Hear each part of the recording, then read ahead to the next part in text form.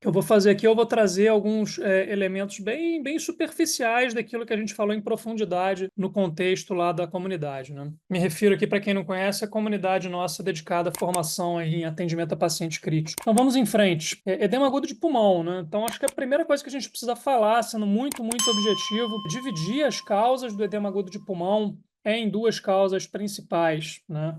A gente está muito acostumado a qualificar e classificar o edema agudo de pulmão em cardiogênico, pulmonar, hipertensivo, renal, etc. Mas, na verdade, se você for na literatura, e faz todo sentido que assim seja, vocês vão encontrar uma classificação que divide os edemas agudos de pulmão em dois tipos, edemas de duas naturezas. Primeiro, aqueles que têm origem no coração, né, por falência de bomba.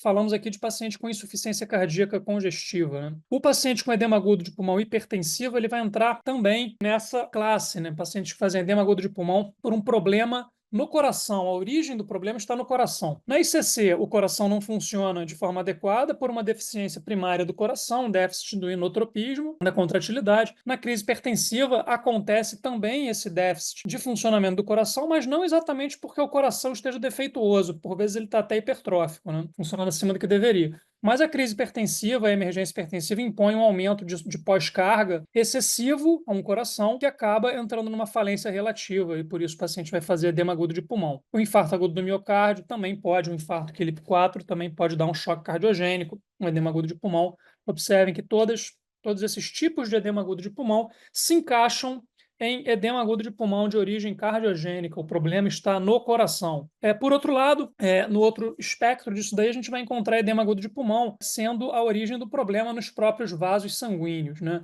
E aí são basicamente três tipos de problemas que podem acontecer no vaso sanguíneo que levam ao edema agudo de pulmão. Variações na pressão hidrostática, não é difícil pensar nisso, né? Qualquer estado congestivo excessivo, insuficiência renal, enfim, ou qualquer outra condição que leve a um estado de hipervolemia, necessariamente resultará em anasarca, né, em edema em diversos órgãos e tecidos, inclusive no pulmão, edema agudo de pulmão. Da mesma forma que a redução da pressão oncótica, né, a redução das proteínas plasmáticas, também vai levar a um encharcamento de órgãos e tecidos, inclusive do pulmão. A gente pode pensar num paciente com cirrose hepática, doença renal, em especial a síndrome nefrótica, também aquele paciente francamente desnutrido, com caquexia, né, albumina muito baixa. Então, aumento da pressão oscótica, aumento da pressão hidrostática, redução da pressão oncótica.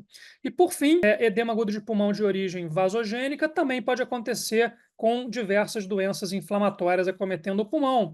Infecções, pneumonia, inflamações diversas, sarcoidose, doenças autoimunes, anafilaxia, né, o afogamento também entra nesse grupo. Então, fica muito mais fácil, mais didático dividir a origem do edema agudo de pulmão dessa forma. Problemas no coração, problemas nos vasos, todas as diversas etiologias de edema agudo de pulmão se encaixarão em uma dessas duas classificações. Vamos adiante aqui. Agora vamos falar os sintomas, sinais e sintomas, né? Como aparece, como se apresenta para nós um paciente com edema agudo de pulmão na emergência.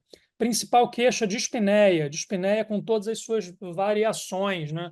Ortopneia, ou seja, o paciente não consegue sair da posição sentada. Dispneia paroxística noturna, dificuldade de manter a cabeceira baixa.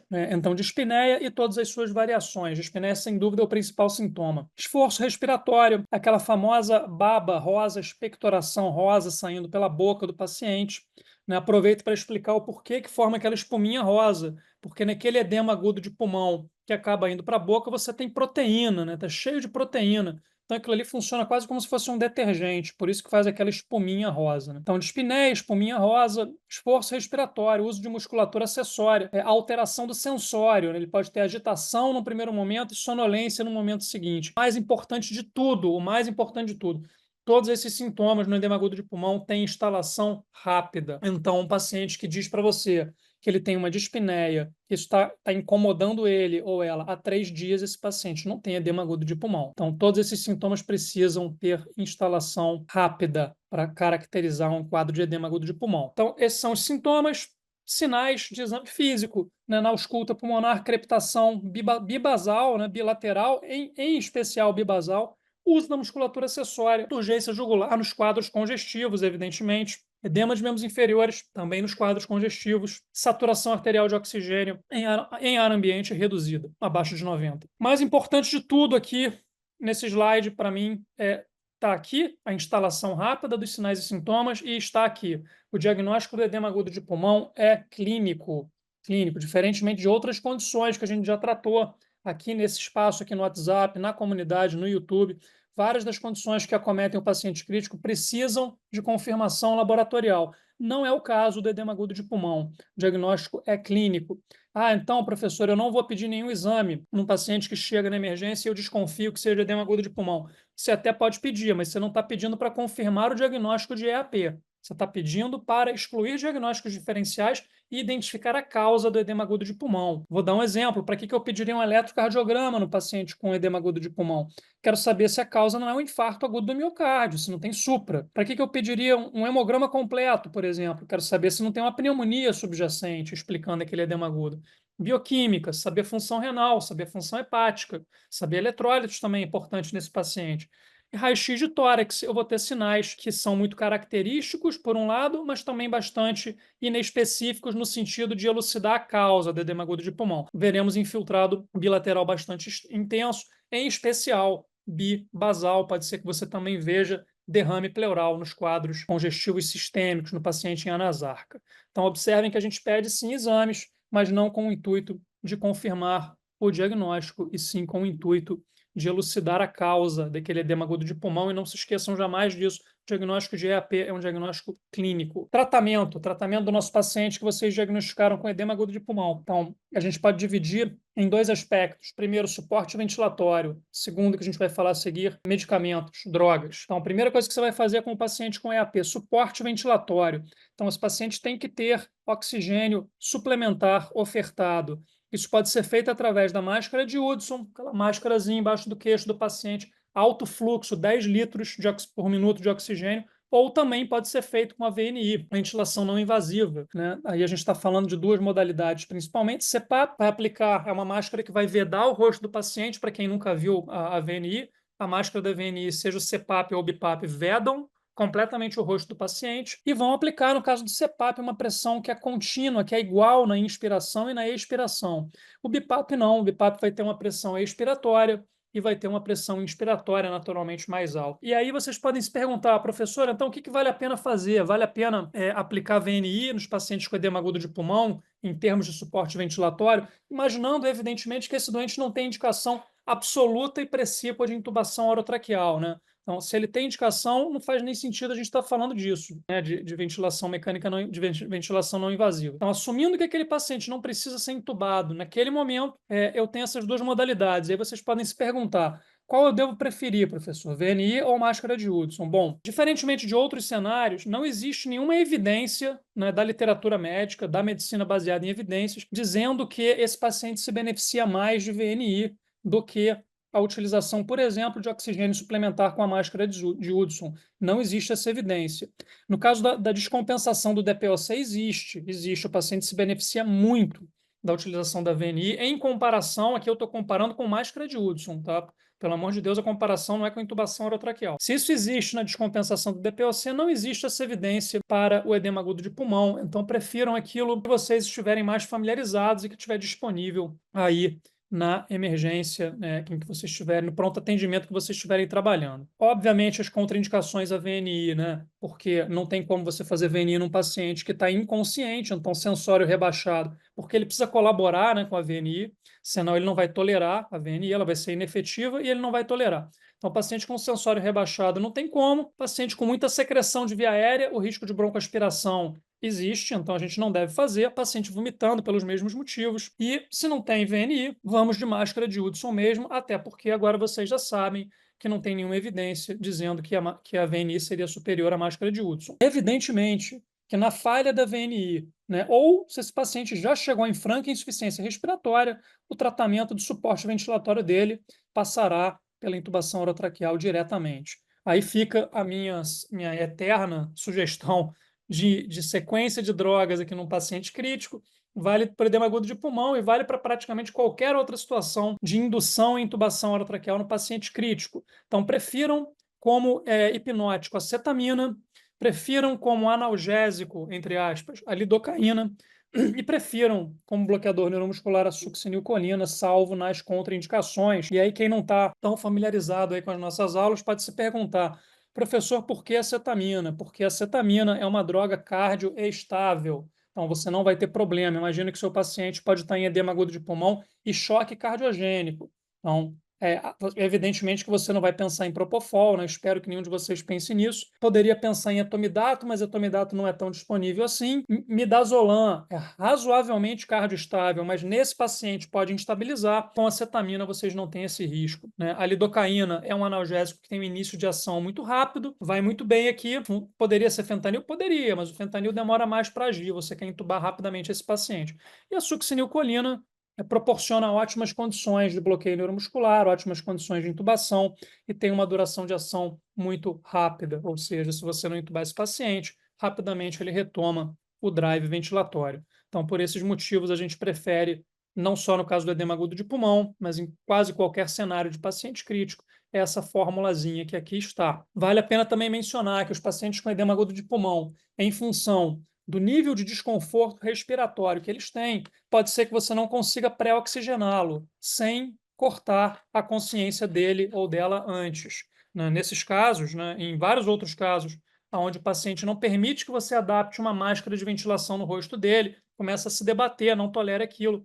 Faz sentido você pensar em fazer acetamina antes da pré-oxigenação, né? E a acetamina ainda tem a vantagem que ela preserva o drive ventilatório. Então, depois que o doente perdeu a consciência, você vai lá e adapta a sua máscara de ventilação facial e permite que o próprio paciente se auto-pré-oxigene antes de você induzir o bloqueio neuromuscular.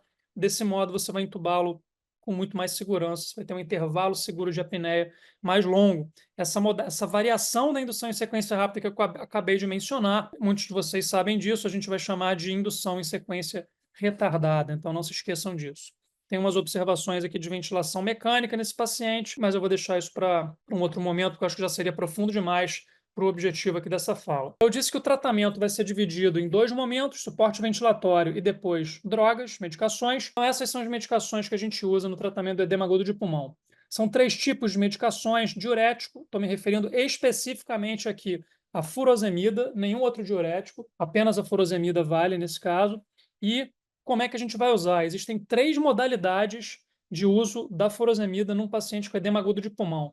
Primeira modalidade, quando o paciente não está muito encharcado, não tem muito líquido e não é usuário de diurético. Vou usar uma dose chamada de pequena, uma a duas ampolas. A ampola de furosemida tem 20 miligramas. Então, vou usar uma a duas ampolas, 20 a 40 miligramas. Porém, se esse paciente está muito congesto e não é usuário regular de diurético, eu vou aumentar essa dose, fazer 1 miligrama por quilo de peso. Vamos dar nome aos bois aqui. Paciente pesando 80 quilos, eu vou fazer 80 miligramas, 4 ampolas. Então, eu saí aqui de uma, duas ampolas para 4 ampolas.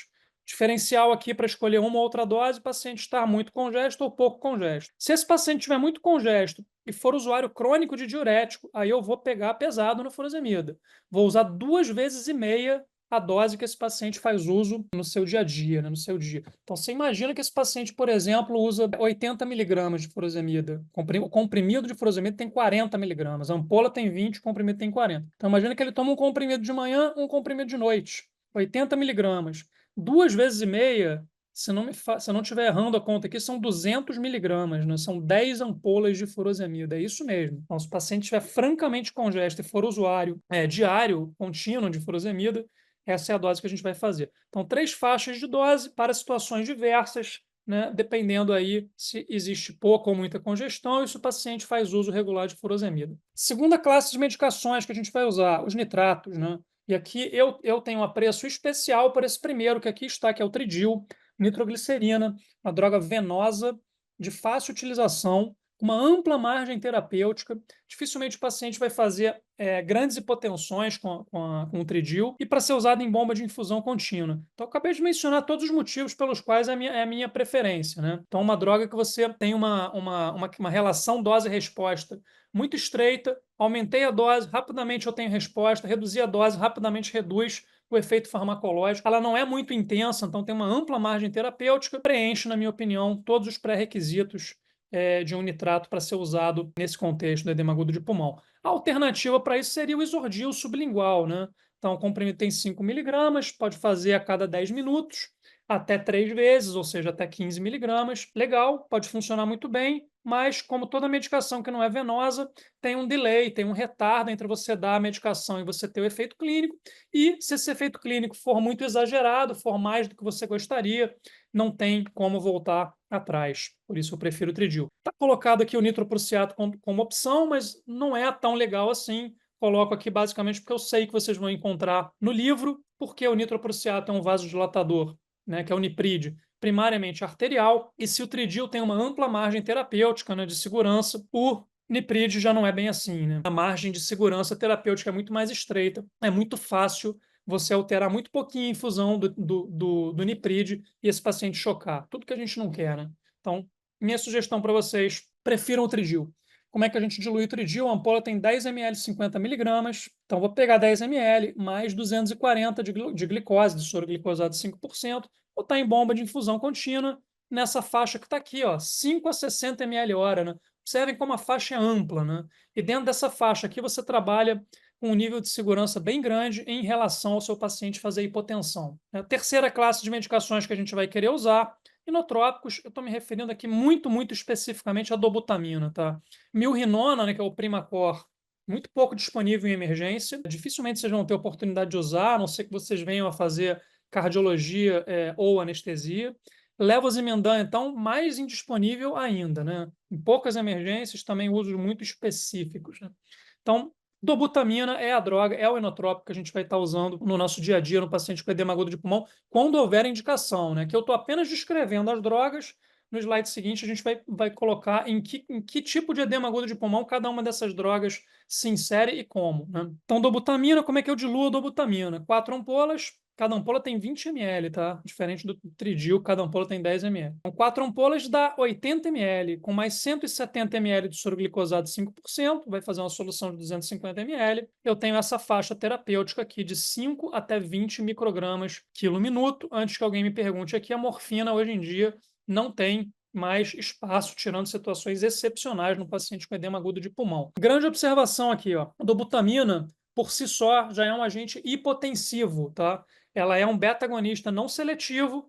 Beta 1 melhora a contratilidade do coração, beta 2 faz vasodilatação. Então, ela por si só já é vasodilatadora e tem um potencial de gerar hipotensão. Então, se esse paciente tiver com a preá sistólica menor do que 90, não tem como começar a dobutamina nele ou nela. Então, eu preciso, nesse caso, começar aí o coringão aí do choque, né? Noradrenalina, isso mesmo, noradrenalina, jogar essa PA sistólica para cima de 90 e aí sim você pode começar a dobutamina com segurança. Então, essas são as 3 drogas que a gente vai usar: furosemida, tridil, dobutamina. Vamos ver como agora, né? Então, vamos dividir aqui o edema agudo de pulmão em 3 condições diferentes, né? O paciente pode ter edema agudo de pulmão e se apresentar hipertenso, PA sistólica acima de 140, ele pode estar normotenso, PA sistólica de 90 a 140, ou ele pode estar chocado, né? Pode estar com a PA sistólica menor do que 90.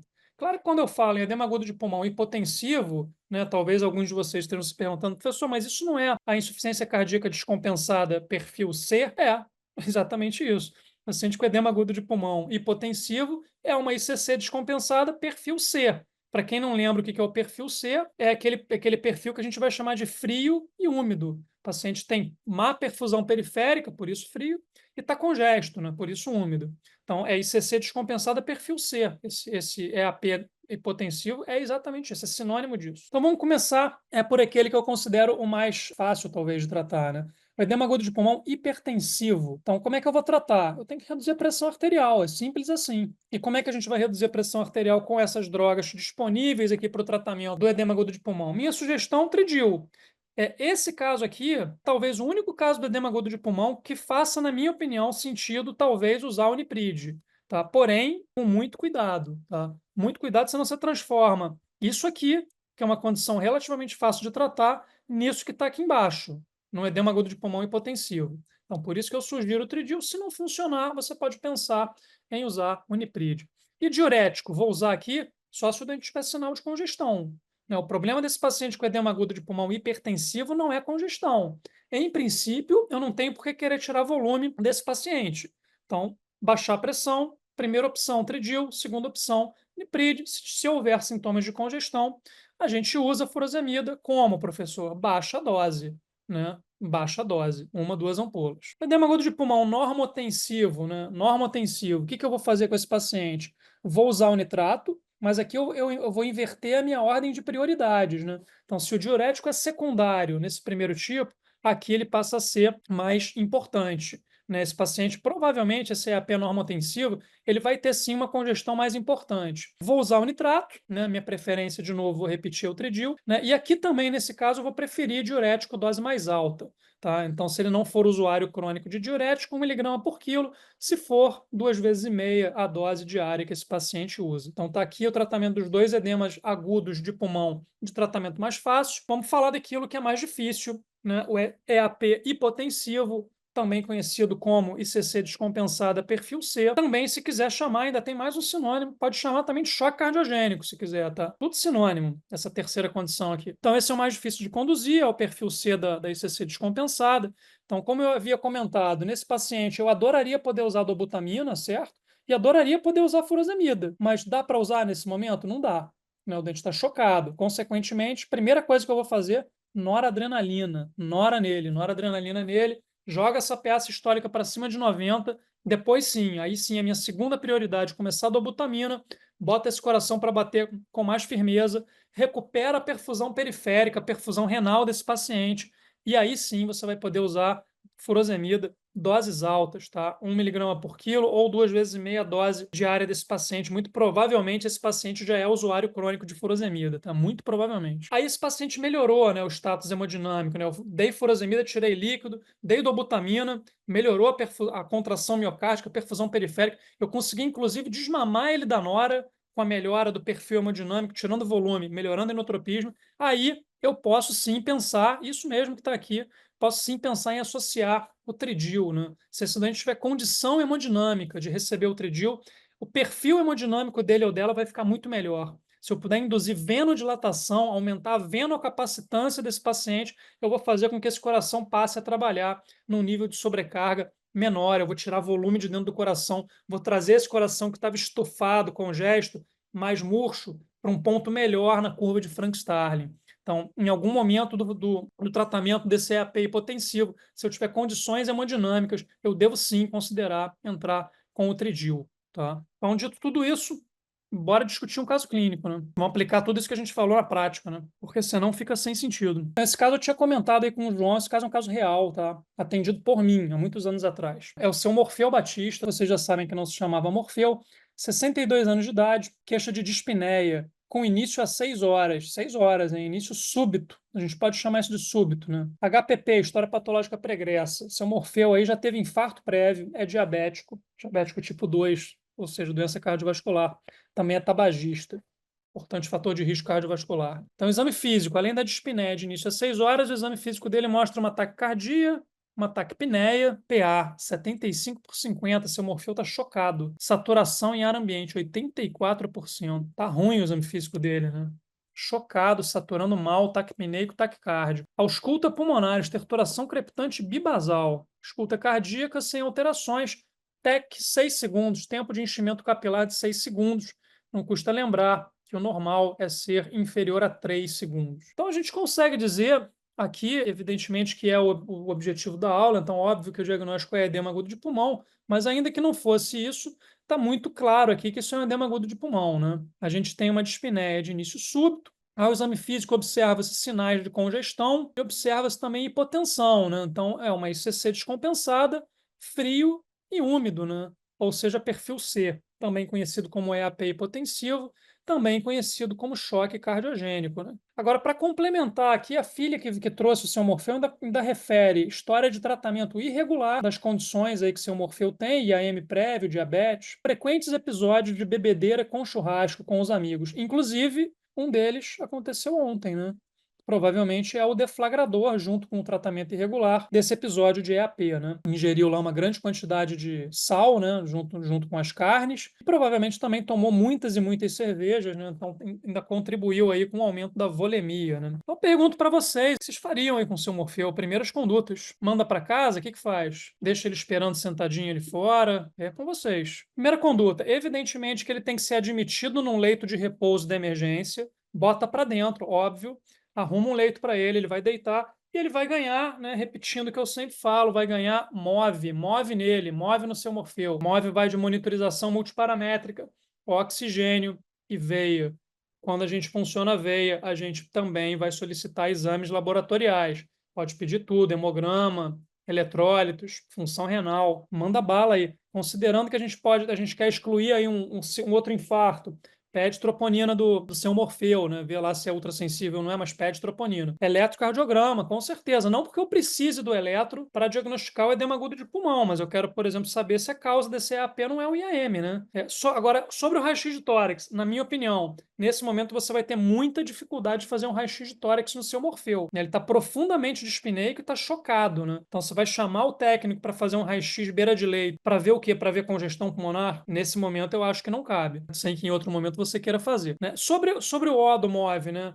Faz VNI ou faz apenas oxigênio suplementar com máscara de Hudson? O que vocês acham disso? É o que tiver disponível. A gente já viu Ah, na parte teórica da aula que isso não vai mudar o prognóstico do seu Morfeu, né? Diferentemente de outras condições, como é o caso do DPOC descompensado, a gente não tem nenhuma evidência de que fazer VNI ou fazer oxigênio suplementar com máscara de Hudson vai mudar o desfecho do Morfeu, né, do seu Morfeu. Porém, embora não esteja escrito aqui, eu acho pouco provável que ele esteja com o sensório pleno, né, porque ele está bem chocado. Mas isso não está escrito ali, tanto faz o que tiver disponível. Chegou o eletro, né, a gente conseguiu o eletrocardiograma em menos de 10 minutos. Excelente o lugar que a gente está trabalhando. O eletro mostra supradesnivelo do segmento STT, V1 a V4. Então, realmente, a causa do edema agudo de pulmão do seu João parece ser um novo infarto agudo do miocárdio. A gente não falou isso, né? Mas a gente também tem que deixar a cabeceira elevada, né? E a gente também tem que deixar a dieta zero para ele. E o diagnóstico é um EAP hipotensivo, choque cardiogênico, CC descompensada perfil C. Então pergunto para vocês, e agora? O que mais que a gente vai fazer? Já demos oxigênio, monitorizamos, colhemos exames, já sabemos a causa do EAP, já fizemos a terapia com suporte ventilatório, está na hora de dar remédio, né? O que a gente vai fazer para ele? Não tem condição de dar dobutamina, né, João? Não tem. Graças a Deus. Fico feliz quando as pessoas escutam o que eu falo. Não tem condição de dar dobutamina para esse paciente. Der dobutamina para esse paciente, você mata ele. Vai terminar de matar o seu Morfeu, né? Drogas vasoativas, sim. A dobutamina também é uma droga vasoativa, né, Clark? Aqui é droga vasoativa, especificamente noradrenalina, tá? Noradrenalina em acesso periférico mesmo, professor? Sim, acesso periférico mesmo, né? Não caiam nessa falácia de que não pode dar nora em veia periférica. O que não pode fazer é deixar o paciente ficar chocado, né? E ninguém vai parar 20 minutos, 30 minutos que seja para funcionar um acesso central num paciente que, se você não fizer nada em 20, 30 minutos, ele vai morrer, né? Então, noradrenalina em acesso periférico, diluição da nora, pode ser a diluição 20-80, 5 ampolas, cada ampola tem 4 ml, então 20 ml são 5 ampolas, em mais 80 ml de soro fisiológico, total da solução 100 ml, e a gente começa ali 3 a 5 ml hora. Maravilha! Vamos ver o que aconteceu depois do início da nora. Então, iniciou a nora, pressão arterial sistólica, que estava em 75, foi para 95, sensacional. E agora fazemos o que, galera? Dobuta nele, né? Agora sim eu tenho segurança para começar a minha dobutamina, sem medo de ser feliz, né? Então, começar a dobutamina, diluição que a gente falou ali, 4 ampolas, mais 170 ml de soro glicosado. Tá aí a minha sugestão, né? A dose eu falei que era de 5 a 20 microgramas quilo minuto. Num indivíduo de 70 quilos, isso corresponde a 4 ml hora. Então, começa a dobutamina. Vamos ver o que aconteceu, né, depois que começou a dobutamina. Dose pequenininha de dobutamina. Olha o que aconteceu. PA histórica que tinha subido com a nora para 95 foi para 100. E olha que sensacional. O tempo de enchimento capilar dele, de 6 segundos, caiu para 3, já está muito próximo da normalidade, né? Seu Morfeu começou a urinar. Sensacional isso, hein? Então a gente conseguiu aí resolver pelo menos a questão de uma ICC que era fria e úmida, ela está deixando de ser fria, né? A gente está resolvendo a perfusão periférica. Temos diurese, temos um TEC melhor e uma pressão arterial melhor. O que fazer agora? Passo seguinte, depois da nora e da dobuta. Furosemida nele, né? Então, assim, alguém discorda aqui de que esse quadro congestivo é uma congestão importante? É importante, né? Porque se não fosse, eu poderia fazer dose baixa de furosemida, mas não é, né? Isso aqui é um quadro congestivo importante. A história não faz nenhuma referência a ele usar furosemida, então vou assumir que ele não usa. Nesse caso, vamos fazer 1 miligrama por quilo de peso, que vem a ser 70 miligramas. 3 ampolas e meia. Olha que coisa curiosa, a gente dá furosemida para ele e o que acontece com a peça histólica? Ela sobe. A peça histólica subiu, foi para 110, a perfusão periférica melhorou mais ainda, foi para 2, agora está normal, a periferia dele está normalmente perfundida e, evidentemente, a diurese está melhor ainda, não fosse pela melhora da perfusão renal, né, pelo fato da gente ter feito o diurético. Agora eu pergunto aí para vocês, e por que que eu dei furosemida para o seu Morfeu e a PA sistólica dele subiu? Como é que pode isso? Isso é contraditório, né? Como é que eu posso dar diurético em dose alta para o paciente e a PA sistólica dele subir? Eu estou tirando o volume dele, né, fazendo furosemida. O que está acontecendo com o coração desse paciente quando eu tiro o volume? Um coração que estava trabalhando numa faixa, no ponto da curva de Frank-Starling, lá em cima, né, bojudo, né, cheio, grande, distendido. Agora eu tirei volume e trouxe esse coração para um ponto da curva de Frank-Starling mais apropriado. Então, quando eu tiro o volume, eu melhoro o inotropismo, eu faço esse coração melhorar a contratilidade, ele para de ter que contrair tão sobrecarregado, tão distendido, né? Então, isso explica a redução da volemia, né? O trazer a volemia para um patamar mais normal leva a um aumento do inotropismo. Só lembrar da curva de Frank-Starling, né? Quanto mais eu vou distendendo o meu coração, melhor a força de contração dele, né? Até um certo ponto, né? Esse ponto já foi passado há muito tempo aqui no seu Morfeu. Então eu estou trazendo esse cara de volta para um ponto favorável ao coração na curva de Frank-Starling. Consequentemente, eu aumento a contratilidade dele, né? Então, sensacional. Fizemos Nora, fizemos Dobuta. Então, ao fazer Dobuta, melhoramos a perfusão periférica e agora fizemos furosemida, tirando o excesso de volume dele. Então, eu digo a vocês que a partir desse ponto aqui, ó, PA sistólica 110, tempo de enchimento de 2, diurese boa, está na hora de tirar a Nora, né? Ele não precisa mais de Nora, né? A Nora, que na verdade era uma muleta para que a gente pudesse começar o tratamento de fato, ela já serviu, né, aquilo que ela se propunha fazer, ela não tem mais razão de ser. Tira a Nora, e aí, se possível, né, se possível, se tirando a Nora, ele mantiver bons parâmetros hemodinâmicos, bom tempo de enchimento capilar, boa pressão, boa diurese, a gente pode, devagarzinho, com cuidado, com muito cuidado, pensar em começar o tridil com aquele objetivo que a gente comentou ali, vendo dilatar, aumentar a venocapacitância e trazer esse coração mais ainda para um ponto mais favorável da curva de Frank-Starling. Pode ser até, por mais contraditório que pareça, que ao iniciar o tridil numa dose pequenininha, você consiga até reduzir a dobutamina. Você está trazendo esse coração para um ponto da curva de Frank-Starling, em que você melhora mais ainda a contratilidade dele apenas por esse motivo, por tirar volume. Pode ser até que você consiga reduzir a dose da dobutamina. Evidentemente que depois de fazer isso tudo, esse paciente não vai ficar ali no leito de repouso de emergência, né? Ele vai ter internação em unidade fechada, em UTI, assim como também, aí sim, agora, paciente estabilizado, acesso venoso central, PAM, monitorização invasiva da pressão arterial, né? E aí o segmento da internação do seu Morfeu. Como eu falei, esse caso é um caso real, teve um desfecho favorável, né? Como eu conduzi o caso, eu sei que ele teve um desfecho favorável. Dentro da comunidade tem um mini curso de eletro. A gente tem um mini curso de eletro dentro da nossa comunidade de atendimento ao paciente crítico.